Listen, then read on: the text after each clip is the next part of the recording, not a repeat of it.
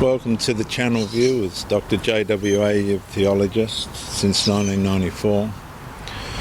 This is the series I created, Immigration Saturation, when wages carried the silent cost of open intake.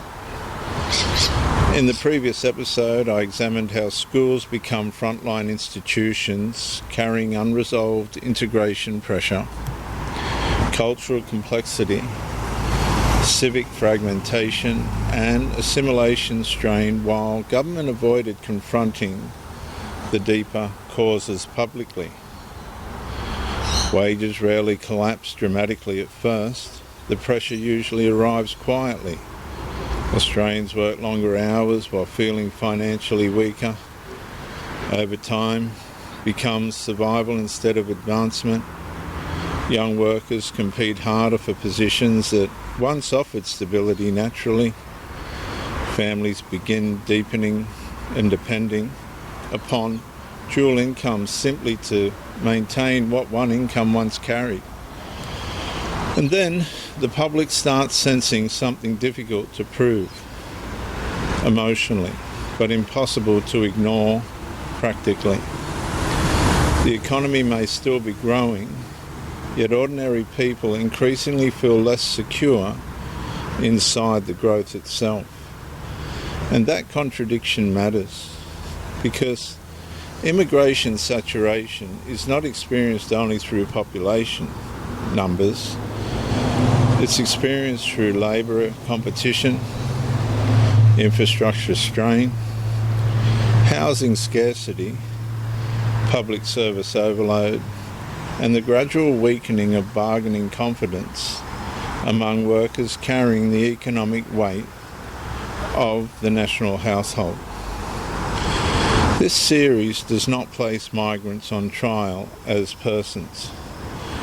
It places governing authority under examination, because government controls intake volume, labour market policy, temporary visa structures, workplace expansion, citizen pathways, welfare obligations, and the balance between economic growth and national stability.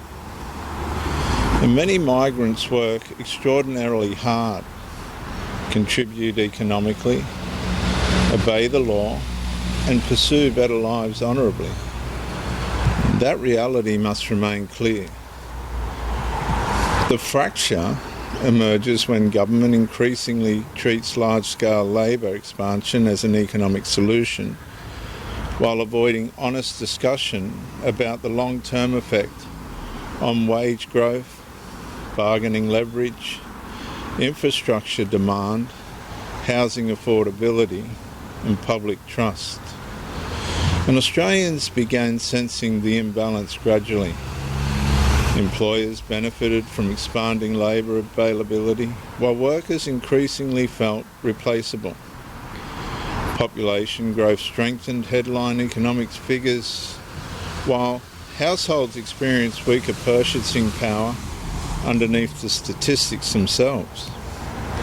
Growth remained visible nationally, while stability weakened privately. And that tension damages social cohesion, not because Australians reject competition automatically, but because a society becomes psychologically unstable when ordinary workers begin feeling that national policy values perpetual expansion more than the long-term security of the people already sustaining the country. Then another pressure emerged underneath the wage strain itself. Assimilation becomes harder inside conditions of economic compression. When large populations compete simultaneously for housing, work, services, education, transport, and opportunity, communities naturally retreat toward familiar language, religion, family structure, and social networks for survival and advancement. And government then faces the deeper question it increasingly avoids.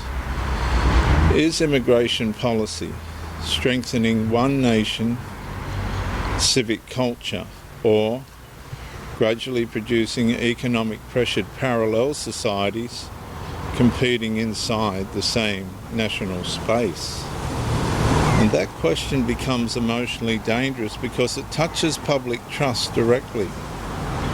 Australians are repeatedly told growth benefits everyone, yet many increasingly experience growth as exhaustion, competition, insecurity, and declining future confidence.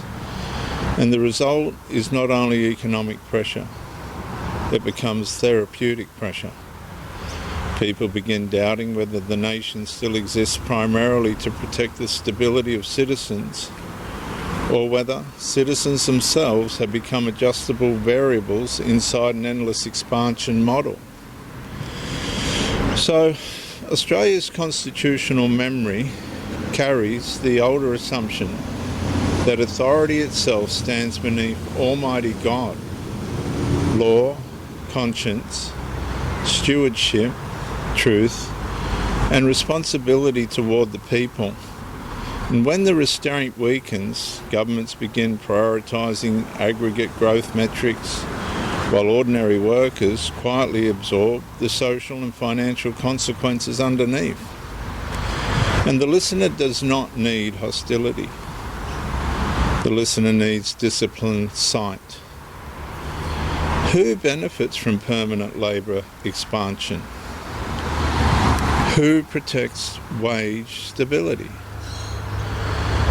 Who measures the cumulative pressure placed upon housing, infrastructure, services, and social cohesion simultaneously? Who protects the worker from becoming economically interchangeable inside their own nation? Well, viewers, truth restores proportion. It separates lawful immigration from limitless labour expansion, economic stewardship from growth dependency, and national prosperity from statistical illusion. And the scandal is not merely that wages weakened. The scandal is that authority expanded the labour supply while expecting Australians to normalise the silent erosion of stability underneath the language of economic success. I'm Dr. JWA, theologist since 1994. Like and subscribe to help me, comment to educate me, and share the video to help somebody else.